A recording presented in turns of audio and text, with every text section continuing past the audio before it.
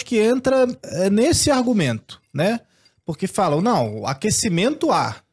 Agora, vamos saber se foi o homem ou não que causou, né? Porque o pessoal fala, não, porque o planeta tá sempre mudando, né? O planeta ele já foi uma bola de sorvete, aí depois ele aquece, aí depois desaquece e tal. E será que... Acho que a discussão tá mais nisso, de se é o homem que causou ou não, ou a discussão ainda dá um passo atrás do se existe ou não o tal do aquecimento? Olha, dentro da própria do grupo dos cientistas que são céticos à história dos aquecimentistas, também tem bastante divergências. Tem gente que fala assim, ó, aqueceu muito pouco. Tem gente que fala, não, isso aí não aqueceu porque faz parte da variabilidade, e o nosso interglacial atual é um dos mais frios dos últimos 10, olha só, os últimos 10 interglaciais, esse é o mais frio, por isso que tem muito gelo no planeta ainda. Eu falo, mas tá derretendo. Não, tá derretendo nada. Nós estamos no interglacial e tem gelo continental, você tá de brincadeira. Era pra ter derretido muito mais. Então tá muito frio o planeta em relação aos outros interglaciais.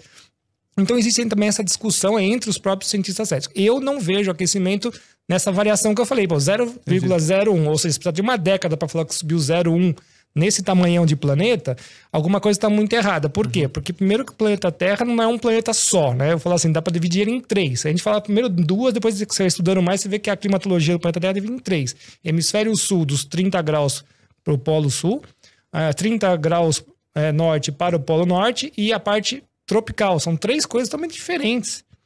Aí você vê que a era dos satélites nasce com uma coerência de dados mais específica agora, praticamente no final dos anos 70 para agora.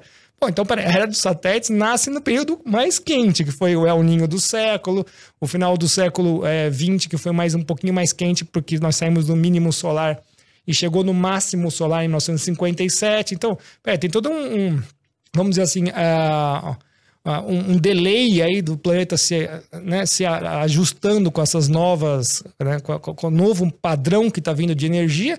Isso aí faz parte da variabilidade. Então, se você estuda o hemisfério norte, você vê que ele tem uma variação muito maior de temperaturas do que o hemisfério sul. Aí o pessoal fala, olha, tá aqui a prova. Eu falei, mas peraí, o hemisfério norte é diferente. É muito diferente. O Ártico, ele derrete, ele congela, ele derrete, ele fica fazendo esse movimento também por causa de outros fenômenos. Qual deles? Por exemplo, o próprio movimento nodal da Lua. A cada 18 anos e meio, quase 19 anos, a Lua ganha um pouco mais de latitude e perde um pouco mais de latitude. Nisso, com o movimento de marés, ela pega a água dos trópicos e joga para a parte polar. Então, o Ártico, que não é um continente, mas é só mar congelado, ele sente isso mais, né? Então ele derrete um pouco mais, depois ele congela um pouco mais. E o pessoal da Guerra Fria estava cansado de saber disso. Porque todo mundo esquece, olha, a arma suprema era o submarino. Agora eu estou na área do professor Alexandre. A arma suprema era o submarino. A Segunda Guerra Mundial, os alemães provaram isso. Tanto é que todos os programas, tanto da ex-União Soviética quanto dos Estados Unidos, eu quero lançar um míssil do Polo Norte para pegar meus adversários de calça curta. O ataque dá mais ou menos acho que 8 minutos e 30 para chegar um míssil em cima do continente, do território inimigo. Então eles conheciam tudo que você pode imaginar do Ártico, onde é que abriam as políneas, que são as aberturas do gelo.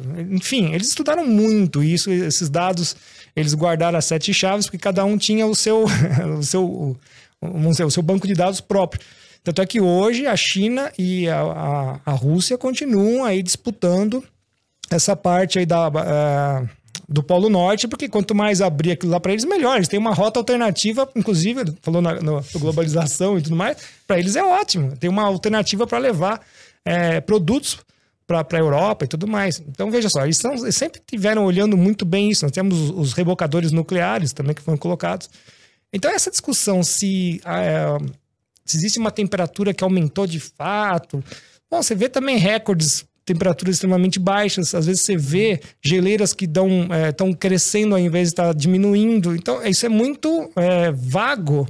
Então, você tem que falar que a análise climática tem que ser feita de forma regional. Não existe um clima global.